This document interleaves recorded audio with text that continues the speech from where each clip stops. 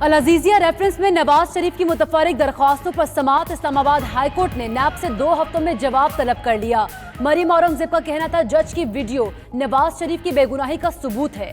آج ملک پر ایک سلیکٹڈ وزیر اعظم مسلط ہے، کاروبار اور روزگار سمیت سب کچھ بند ہے۔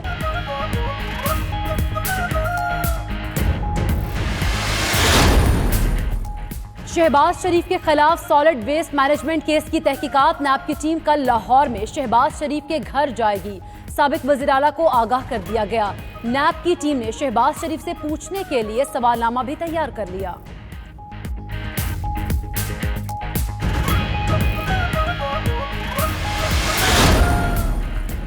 فضل الرحمان کا ایجنڈا پاکستان کو کمزور کرنے والی قوتوں کی مدد کرنا ہے۔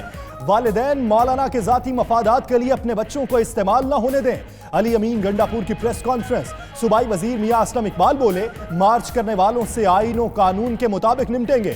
فیاض الحسن چوہان کا کہنا تھا مولانا اصول کے نام پر وصول کر رہے ہیں، چیئرمین نیب مولانا کو بھی بلائیں۔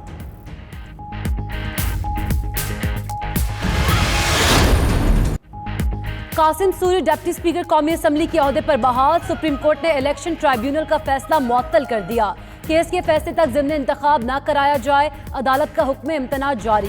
الیکشن ٹرائیبیونل نے NA 265 کوئٹہ 2 سے قاسم سوری کی کامیابی کا لدم قرار دی تھی۔ میڈیا گفتگو میں علی محمد خان کا کہنا تھا اپیل پر فیصلے تک قاسم سوری حلقے کی نمائندگی کرتے رہیں گے۔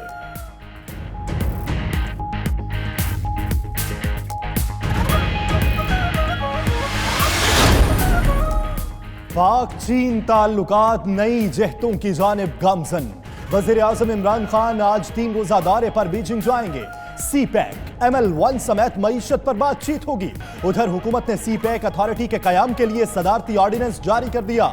منصوبوں کی ملکیت اور اختیار اتھارٹی کو منتقل۔ گوادر پورٹ پر ٹیکسز میں رعایت کے لیے بھی آرڈیننس جاری۔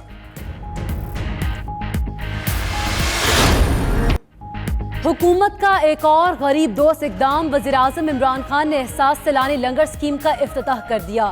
کہتے ہیں 13 مہینے ہوئے اور لوگ کہتے ہیں کدھر ہے نیا پاکستان۔ تبدیلی آہستہ آہستہ آتی ہے۔ پولیس سمیت ہر نظام میں تبدیلی لا رہے ہیں۔ ملک بدلے گا، آپ سب دیکھیں گے۔ حکومت کاروباری طبقے کی پوری مدد کر رہی ہے۔ آئندہ سال تک ملک میں 112 لنگر خانے کھولنے کا اعلان۔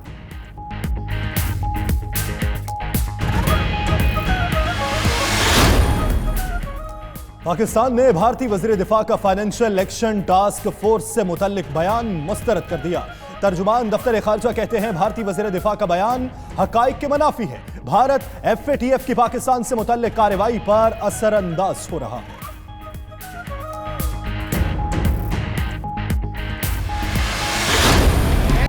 شاہینوں پچھلی شکست بھول جاؤ، نئے جوش کے ساتھ میدان میں جاؤ، لنکن ٹائیگرز کو دھول چٹاؤ۔ پاکستان اور سری لنکا کا دوسرا T20 میچ شام 6:30 بجے ہوگا۔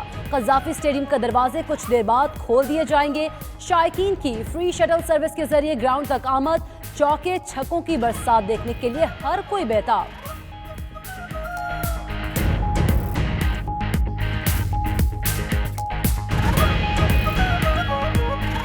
میچ کی ٹکٹس بھی لی ہیں اور ہمیں ویٹ ہے کہ جلدی جلدی سے میچ سٹارٹ ہو، اور پاکستان کے جتنے کی دعائیں بھی ہم کر رہے ہیں ساتھ ساتھ۔ میچ کی ٹیم ٹکٹس لی ہیں اور بہت زیادہ انجوائے تو کریں گے، لیکن پاکستان کے ساتھ ہے، انشاءاللہ پاکستان جیتے گا۔ اسلام آباد کے شہریوں کے لیے اچھی خبر، ہائی کورٹ نے پراپرٹی ٹیکس میں 200% اضافے کا نوٹیفیکیشن معطل کر دیا۔ جسٹس محسن اختر کیانی نے معاملے پر حکم امتناع جاری کیا۔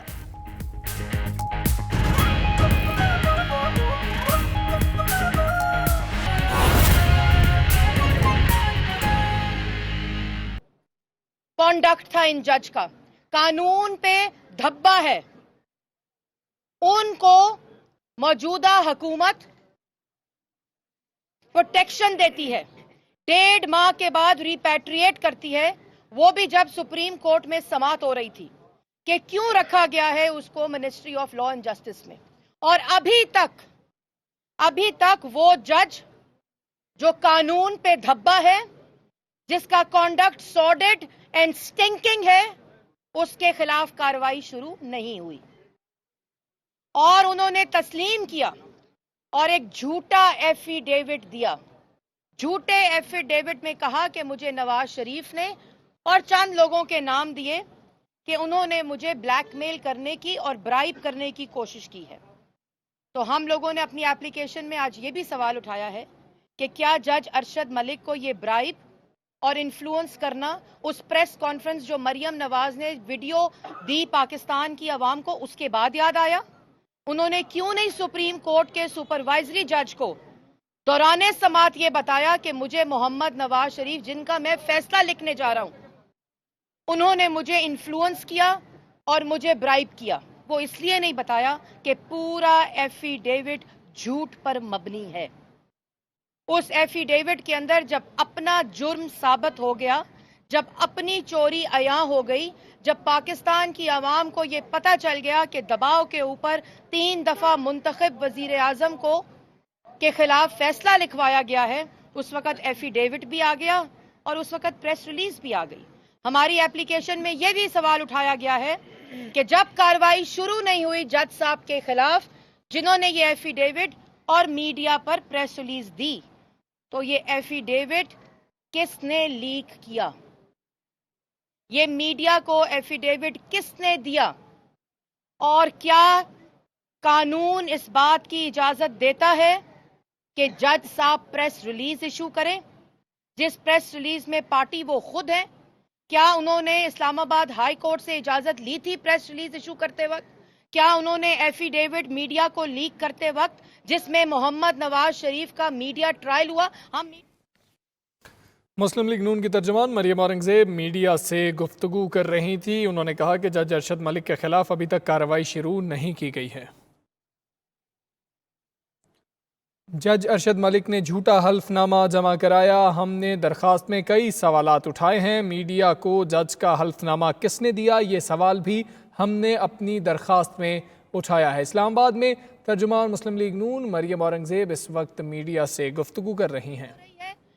और यही वजह है कि जब जब हकीकी नुमाइंदों के साथ पाकिस्तान की तारीख में ये हुआ, इसी तरह पाकिस्तान की आवाम ने उसके नताइज भुगते।